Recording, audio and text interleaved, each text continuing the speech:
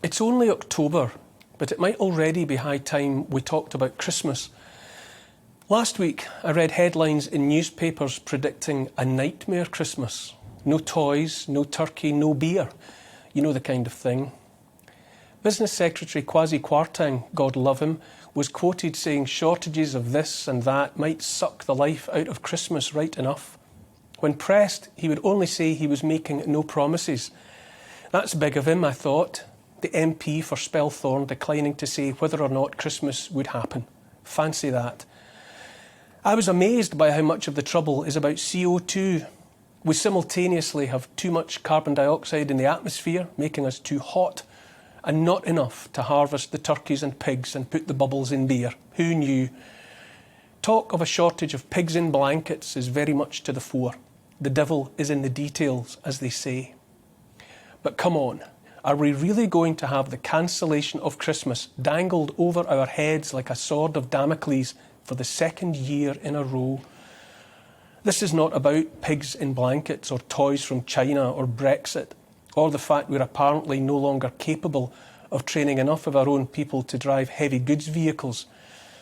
You might have been forgiven for thinking a government standing watch over a move to a world in which we all stay at home in our pyjamas, anxiously awaiting deliveries of everything under the sun directly to our door, might have looked ahead and predicted the importance of every sort of delivery driver, or thought to deal with the 54,000 HGV licences waiting to be processed by DVLA.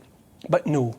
As usual, our government's policy in all things, apart from topping up their salaries and pensions, is wait until we don't have enough of whatever it is and then blame someone else, probably us, for why it's not there. Pitiful. But all sarcasm aside, be in no doubt what this shadow on Christmas really is. This is about the deliberate theft of hope from a population on its knees. To me, it seems about keeping people jittery and distracted. You'd be forgiven for thinking there's something else they don't want us to look at. For uncounted thousands of years, the peoples of Northern Europe, the inhabitants of this British archipelago among them, have watched the darkening of days as autumn turns to winter. Day after day, the sun seems more distant, rising lower in the sky. Days are short and nights are long. Food and warmth are harder to come by. Between 4,000 and 5,000 years ago, Neolithic farmers gathered in the vicinity of the monument we call Stonehenge. We have no way of knowing what they called the place, but we have some ideas about what it meant to them. Excavated remains of pigs suggest people were in the habit of gathering at Stonehenge in great numbers, not in the summer, but in the depths of winter. It's tempting to imagine them coming together around fires raised against the cold and the dark. The greatest of the stones draw a line between the place where the sun sets at the end of the shortest day in winter and where it rises on the longest day in summer. Those pigs, herds and herds of them, were slaughtered and consumed. Talk about pigs in blankets. They may have buried their dead, those farmers, at that time too, having brought with them cremated remains of loved bodies so they might be interred near those stones. All of it was thousands of years before the coming of Christianity, but it was about togetherness around light and warmth in the darkest times. Maybe it was about knowing the darkest night was behind them and telling stories about how the warmth of the sun was beginning its long journey back to them. Winter is a threat to life, but togetherness is part, perhaps the most important part, of our defiance in the face of it.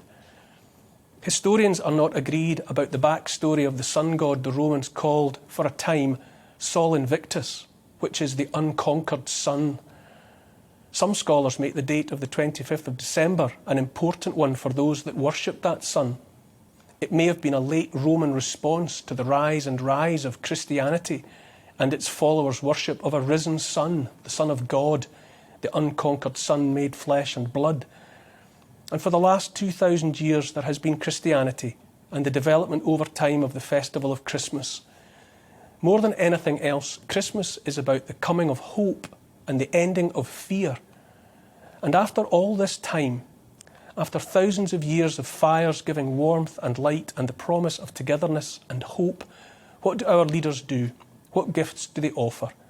They threaten us with an energy crisis so that we might not be warm enough in our homes.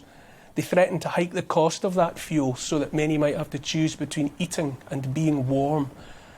And to millions of people who have had to weather 2 years like no others in living memory, 2 years of fear, they encourage talk of a nightmare at Christmas time. This much I know to be true. Christmas is not and never has been about toys from China, nor turkeys stunned with carbon dioxide ready for slaughter, nor pigs in blankets, nor fizzy beer. From a time before the reach of memory, the darkest days of winter saw our ancestors come together to make light and warmth of their own, and also hope. They did it by themselves and for themselves. To any government after all this time that looks ahead into the darkness of winter and yet fails to promise light and hope of better days, I say, who do you think you are? How dare you? And what on earth are you lot even for? No one has the right even to imagine they might threaten Christmas, cancel Christmas. Underneath it all, Christmas is ours, just as hope is ours. The people of this country deserve better, much, much better. It's high time we remembered that everything that keeps us together, or at least the parts that truly matter, are up to us.